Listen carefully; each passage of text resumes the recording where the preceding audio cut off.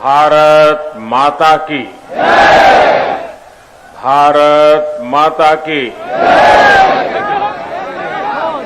हम ये पावन धरती का बारंबार प्रणाम करित है।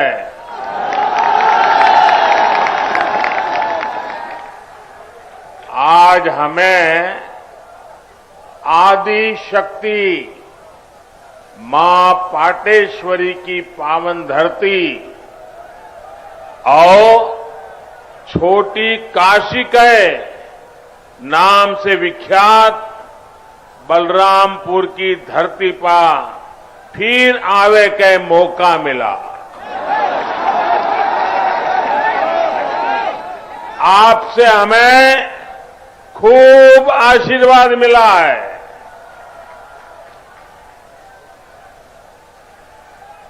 यूपी की राज्यपाल श्रीमती आनंदीबेन, यूपी के ऊर्जावान कर्मठ लोकप्रिय मुख्यमंत्री योगी आदित्यनाथ जी, उप मुख्यमंत्री श्रीमान केशव प्रसाद मौर्य जी, केंद्रीय मंत्री गजेंद्र सिंह शेखावत, कौशल किशोर जी, राज्य सरकार में मंत्री महेंद्र सिंह, रमापति शास्त्री, मुकुट बिहारी वर्मा, ब्रजेश पाठक, आशुतोष टंडन, बलदेव औलाद जी, श्री पलटूराम जी, मंच पर उपस्थित सभी संसद के मेरे साथीगण, सभी आदरणीय विधायकगण, जिला पंचायतों के सदस्य और मेरे प्यारे भाइयों और बहनों,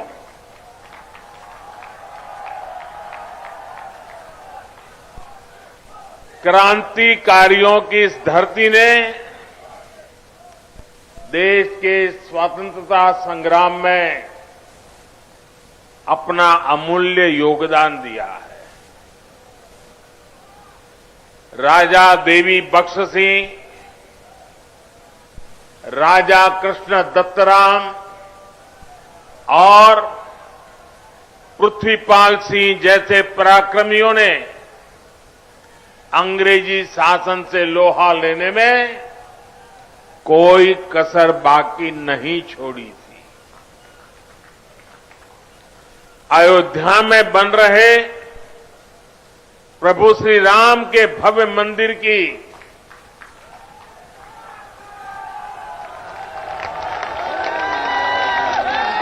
जब जब बात होगी, बलरामपुर रियासत के महाराजा पाटेश्वरी प्रसाद सिंह के योगदान का उल्लेख जरूर होगा। बलरामपुर के लोग तो इतने पारखी है कि उन्होंने नानाजी देशमुख और अटल बिहारी वाजपेयी के रूप में दो भारत रत्नों को गढ़ा है, उन्हें संवारा है। साथियों, राष्ट्र निर्माताओं और राष्ट्र रक्षकों की इस धरती से मैं आज देश के उन सभी वीर योद्धाओं को भी श्रद्धांजलि दे रहा हूं जिनका 8 दिसंबर को हेलीकॉप्टर हादसे में निधन हो गया। भारत के पहले chief of defence staff general Bipin Rawat ji का जाना हर भारत प्रेमी के लिए, हर राष्ट्र भक्त के लिए बहुत बड़ी क्षति है। जनरल बिपिन रावत जी जितने जांबाज थे, देश की सेनाओं को आत्मनिर्भर बनाने के लिए जितनी मेहनत करते थे, पूरा देश उसका साक्षी रहा है। एक सैनिक सिर्फ उसी समय तक सैनिक नहीं रहता जितने दिन वो सेना में रहता है।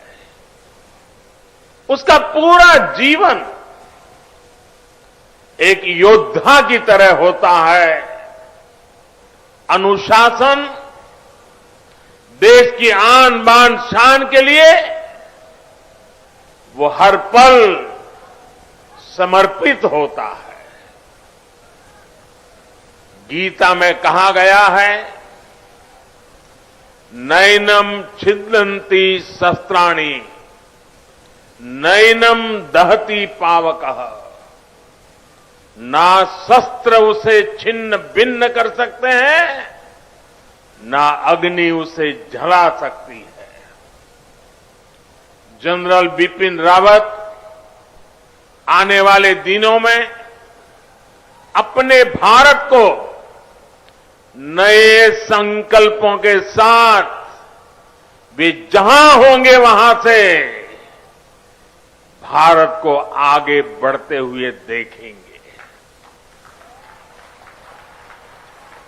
देश की सीमाओं की सुरक्षा बढ़ाने का काम, बॉर्डर इंफ्रास्ट्रक्चर को मजबूत करने का काम, देश की सेनाओं को आत्मनिर्भर बनाने का अभियान, तीनों सेनाओं में तालमेल सुदृढ़ करने का अभियान, ऐसे अनेक काम तेजी से आगे बढ़ता रहेगा। भारत दुख में है, लेकिन दर्द सहते हुए भी हम ना अपनी गति रोकते हैं और ना ही हमारी प्रगति। भारत रुकेगा नहीं, भारत थमेगा नहीं। हम भारतीय मिलकर और मेहनत करेंगे। देश के भीतर और देश के बाहर बैठी हर चुनौती का मुकाबला करेंगे। भारत को और शक्तिशाली और समृद्ध बनाएंगे। साथियों, यूपी के सपूत देवरिया के रहने वाले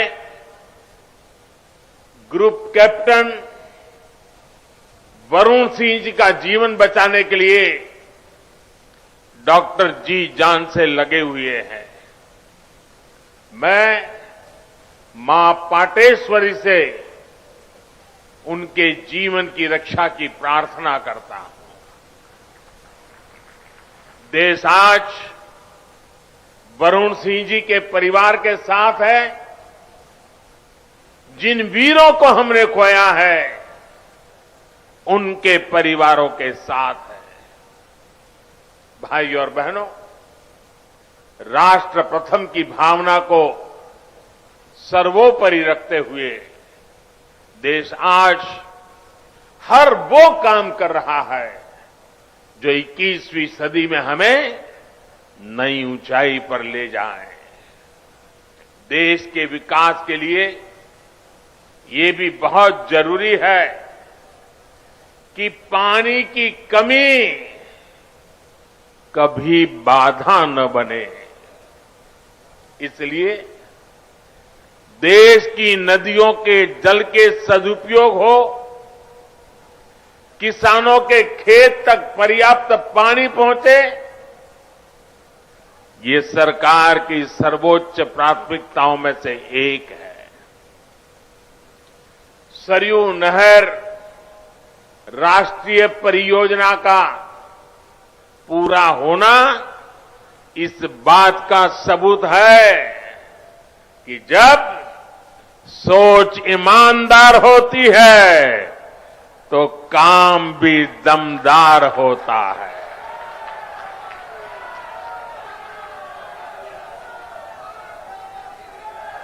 दशकों से आप इसके पूरे होने का इंतजार कर रहे थे। घाघरा, सरयू, राप्ती, बाणगंगा और रोहिणी की जल शक्ति अब इस क्षेत्र में समृद्धि का नया दौर लेकर आने वाली है। बलरामपुर के साथ साथ बहराइच, गोंडा, श्रावस्ती, सिद्धार्थनगर, बस्ती, गोरखपुर, महाराजगंज और कुशीनगर के सभी साथियों को, लाखों मेरे किसान भाइयों बहनों को आज हृदय से बहुत बहुत बधाई देता।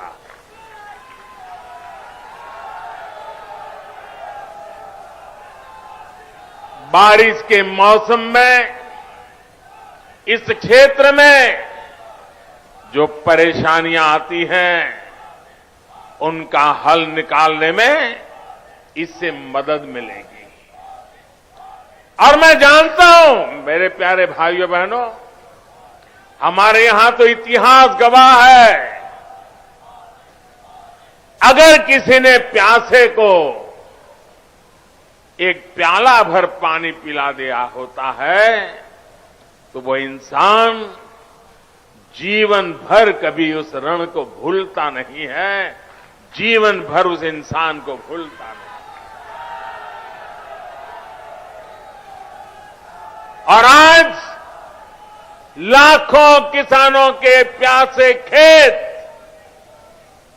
जब पानी प्राप्त करेंगे, मुझे पक्का भरोसा है आपके आशीर्वाद जीवन भर हमें काम करने की ताकत देंगे, आपके आशीर्वाद हमें नई ऊर्जा देंगे।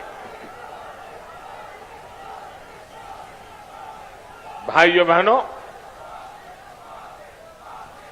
आज मैं ये भी कहना चाहूंगा, विशेष रूप से वो किसान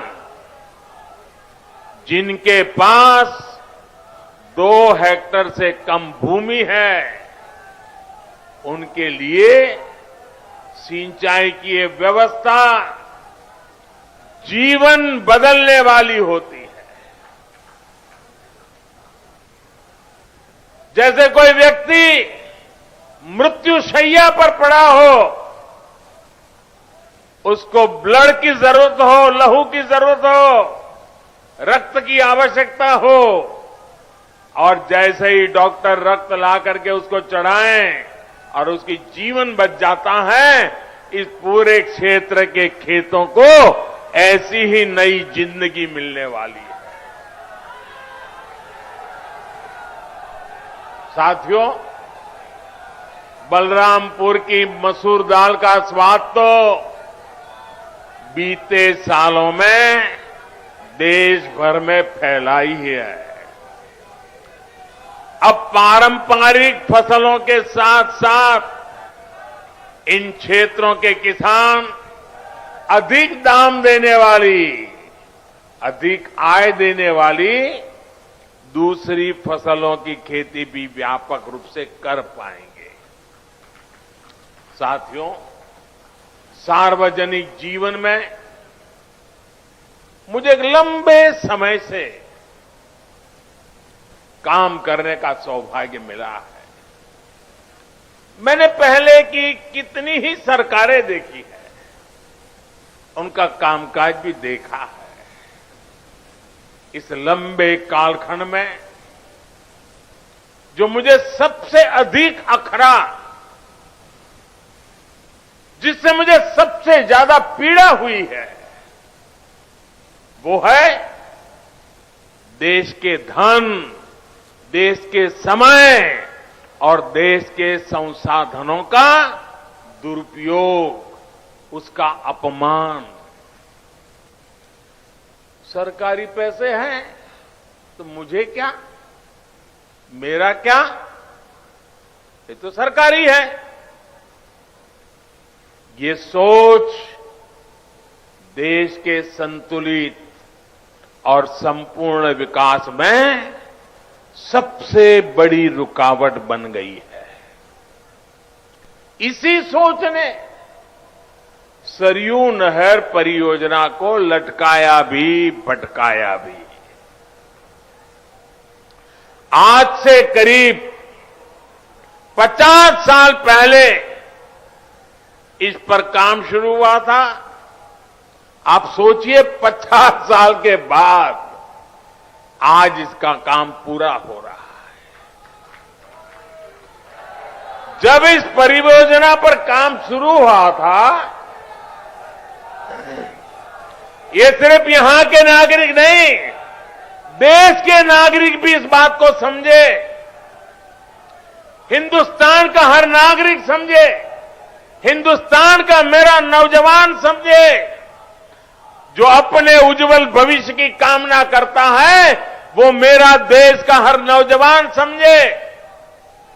साथियों, जब इस परियोजना पर काम शुरू हुआ था तो इसकी लागत 100 करोड़ रुपए से भी कम थी। जरा आप बोलेंगे कितनी लागत थी उस समय जब शुरू होना था तब? कितनी थी? 100 करोड़। और आज कहां पहुंचा मालूम है? आज ये लगभग 10,000 करोड़ रुपए खर्च करने के बाद पूरी हुई है। 10,000 करोड़ कितना? पहले होना था 100 करोड़ में, आज हुआ 10,000 करोड़ में। ये पैसा किसका था भाइयों? ये पैसा किसका था? ये धन किसका था? आपका था कि नहीं था? इसके मालिक आप थे कि नहीं थे? आपके मेहनत का एक एक रुपया सही समय पर सही काम के लिए उपयोग होना चाहिए था कि नहीं होना चाहिए था? जिन्होंने नहीं किया वे आपके गुनहगार है कि नहीं है? आपके गुनहगार है कि नहीं है? ऐसे लोगों को आप सजा देंगे कि नहीं देंगे? पक्का देंगे। मेरे प्यारे भाइयों बहनों, पहले की सरकारों की लापरवाही की 100 गुना ज्यादा कीमत इस देश को चुकानी पड़ी है। हमारे इस क्षेत्र के लाखों किसानों को भी अगर सिंचाई का यही पानी अगर 20 साल 30 साल पहले मिला होता, आप कल्पना कर सकते थे? अगर मेरे किसान के पास पानी होता, पिछले 25-30 साल में पानी उसके पास पहुंचा होता, तो वो सोना पैदा करता कि नहीं करता?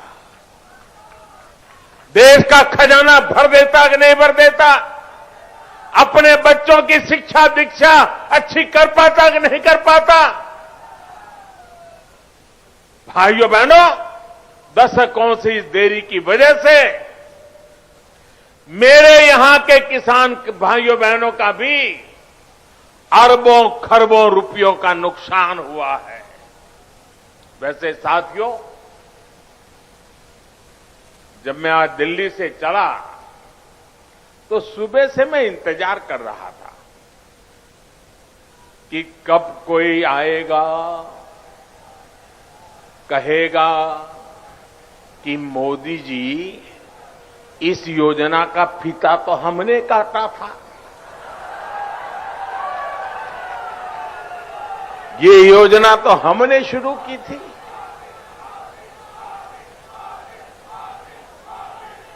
कुछ लोग हैं जिनकी आदत है ऐसा कहने की। हो सकता है बचपन में इस योजना का फीता भी उन्होंने ही काटा हो। साथियों, कुछ लोगों की प्राथमिकता फीता काटना है। हम लोगों की प्राथमिकता योजनाओं को समय पर पूरा करना है।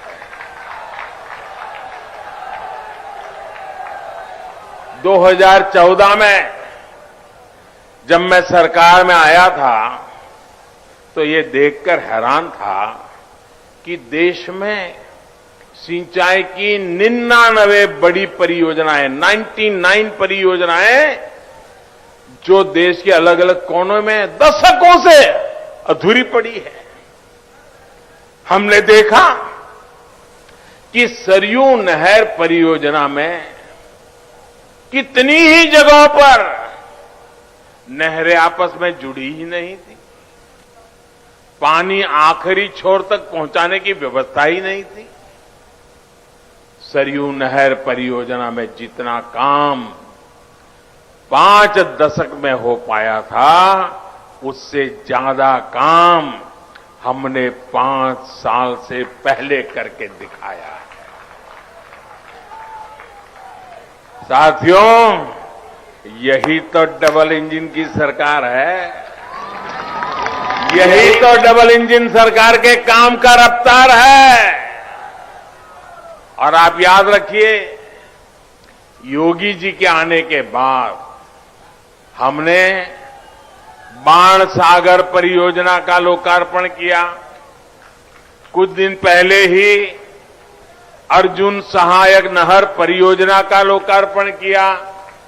इसी हफ्ते गोरखपुर में जो फर्टिलाइजर कारखाने और एम्स का लोकार्पण किया गया, उनका भी बरसों से इंतजार हो रहा था। कुशीनगर इंटरनेशनल एयरपोर्ट की भी फाइलें बरसों से चल रही थी, लेकिन इस एयरपोर्ट को भी शुरू करवाने का काम डबल इंजन की सरकार ने ही किया है। साथियों, हमारी सरकार किस तरह बरसों पुराने सपनों को साकार कर रही है, इसका एक और उदाहरण केन बेतवा लिंक परियोजना भी है। सालों से इस परियोजना की मांग हो रही थी। अभी 2-3 दिन पहले ही कैबिनेट ने इस परियोजना को स्वीकृति दे दी है और इस पर 45,000 करोड़ रुपए खर्च किए जाएंगे। ये उत्तर प्रदेश को इतनी बड़ी सौगात मिल रही है, 45,000 करोड़ रुपए खर्च किए जाएंगे। ये परियोजना बुंदेलखंड को जल संकट से मुक्ति दिलाने में बड़ी भूमिका निभाएगी। भाइयों और बहनों, आज देश में आजादी के बाद पहली ऐसी सरकार है जो छोटे किसानों की सूद ले रही है।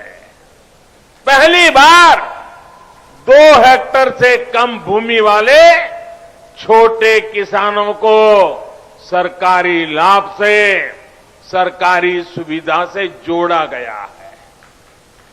बीज से लेकर बाजार तक, खेत से लेकर खलिहान तक उनकी हर तरह से मदद की जा रही है। इन छोटे किसानों के बैंक खातों में पीएम किसान सम्मान निधि के हजारों करोड़ रुपए सीधे भेजे जा रहे हैं।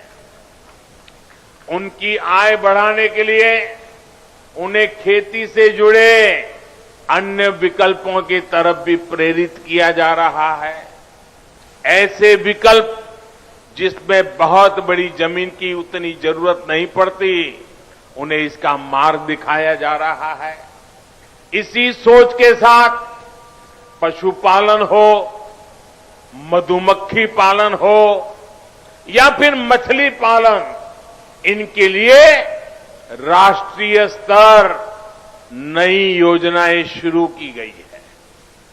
आज भारत दूध उत्पादन के मामले में दुनिया में अग्रणी है ही। लेकिन आपको जानकर के खुशी होगी, आज हम शहद, हनीम, मधु, आज हम शहद निर्यातक के रूप में भी विश्व में अपना स्थान बना रहे हैं। हमारी सरकार के प्रयासों की वजह से बीते 7 वर्षों में शहद का निर्यात बढ़कर करीब करीब 2 गुना हो गया है और इससे किसानों की 700 करोड़ रुपए से ज्यादा की कमाई हुई है। भाइयों और बहनों, किसान की आय बढ़ाने का एक और विकल्प बायोफ्यूल भी है। हम खाड़ी का तेल से चलाते थे, अब हम झाड़ी का तेल भी लेकर के आ रहे हैं। बायोफ्यूल की अनेक फैक्ट्रियां यूपी में बनाई जा रही हैं। बदायूं और गोरखपुर में बायोफ्यूल के बड़े कॉम्प्लेक्स बनाए जा रहे हैं।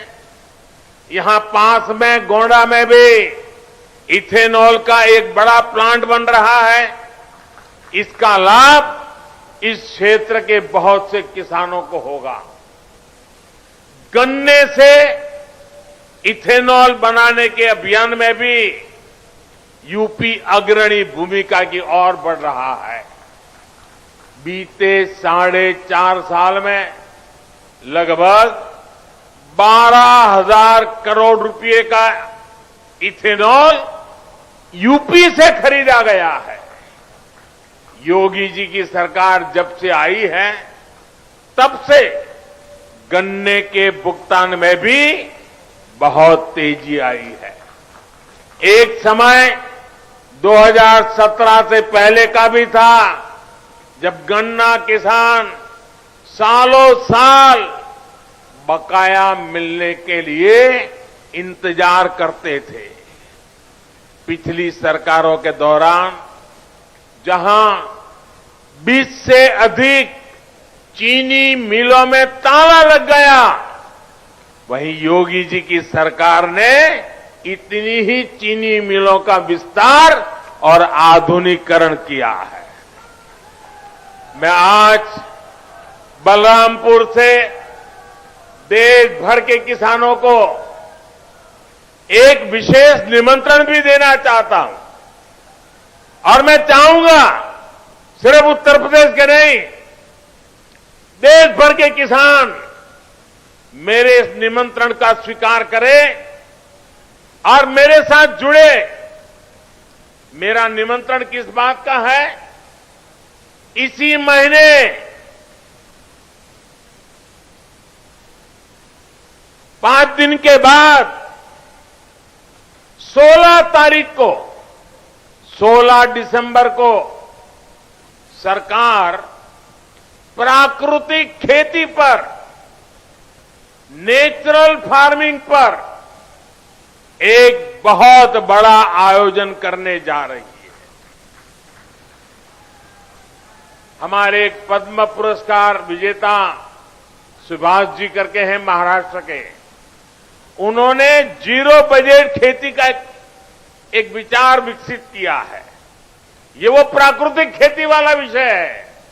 इससे हमारी धरती मां भी बचती है, हमारा पानी भी बचता है और फसल भी अच्छी और पहले से ज्यादा होती है। मेरा आप सभी किसान साथियों को, देश भर के किसान साथियों को आग्रह है कि आप 16 दिसंबर को टीवी के माध्यम से या कृषि विज्ञान केंद्र के माध्यम से जरूर इस कार्यक्रम में जुड़िए।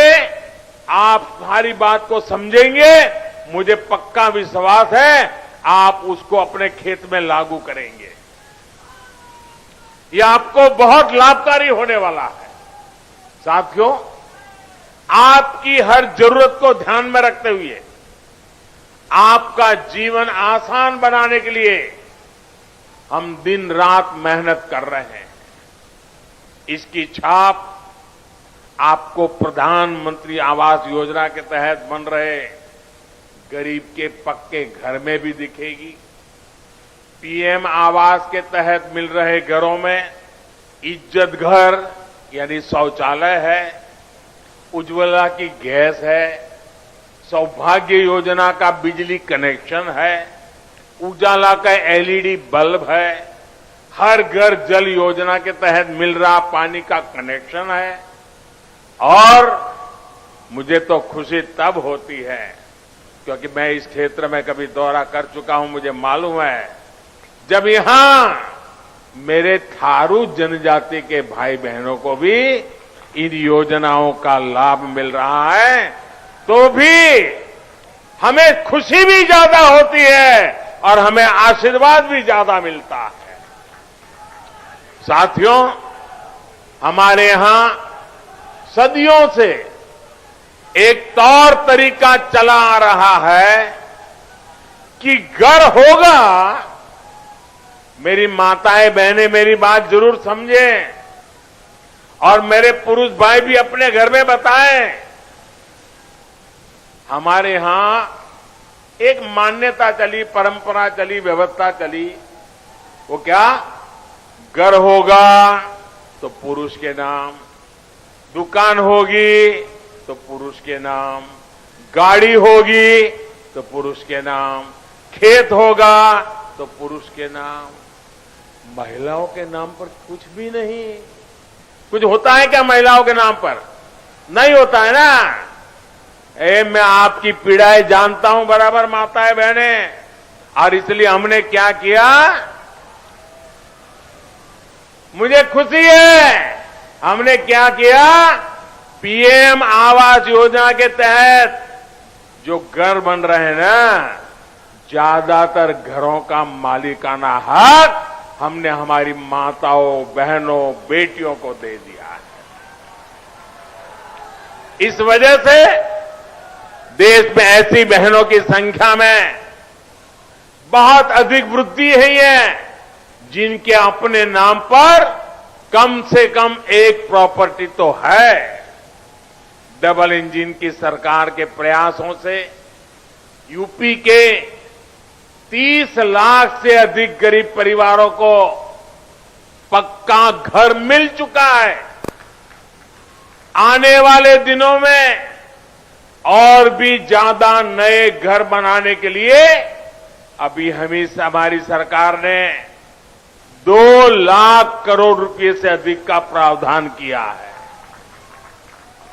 यानी जिनको अभी तक पक्के घर नहीं मिले उन्हें आने वाले समय में भी जरूर मिलेंगे। साथियों, जब सरकार संवेदनशील हो, गरीबों की सुनती हो, उनका दुख दर्द समझती हो तो फर्क आता ही है। आता है कि नहीं आता है? फर्क आता है कि नहीं आता है? फर्क आता है कि नहीं आता है? अभी देश 100 साल में आई सबसे बड़ी महामारी से लड़ रहा है। कोरोना आने के बाद हर कोई यही सोच रहा था कि क्या होगा, कैसे होगा। हर किसी ने कम अधिक मात्रा में कोरोना की वजह से कष्ट सहा, लेकिन साथियों, इस कोरोना काल में हमने पूरी ईमानदारी से प्रयास किया है कि कोई गरीब भूखा न सोए।